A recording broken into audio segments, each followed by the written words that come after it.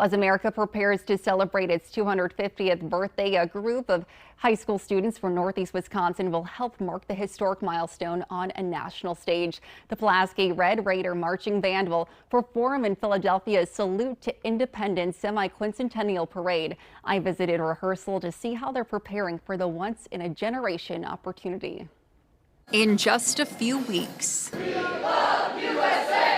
this marching band will take its talents to the streets where America's independence was born. There, the students will join thousands of participants helping celebrate the nation's 250th birthday. We believe highly in paying it forward, and the students who come before build the tradition, build the standard, build the excellence so that those that follow them can have those opportunities as well. That tradition helped open the door to another national stage. While attending the Tournament of Roses parade in California, band leaders received an invitation they wouldn't soon forget. The person who's organizing this parade in Philadelphia approached us and said, "Hey, Pulaski, we got to have you guys in this parade we're putting together." For outgoing band president William Gussie, the opportunity is about more than the performance itself. He says it's about continuing a legacy built by the students who came before him. It is very important because this band's built on the shoulders of the past, and we've had so many different opportunities that have just pushed this band further.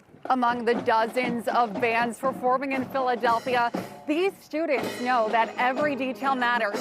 That's why they're focusing on every turn, every step, and every note. I feel like it's because we're comfortable with the band that we've built up, and I feel like a lot of people know what they're doing, and we have a lot of experienced kids here that not only know their instruments, know their marching, but they know each other and they know how to work as a family.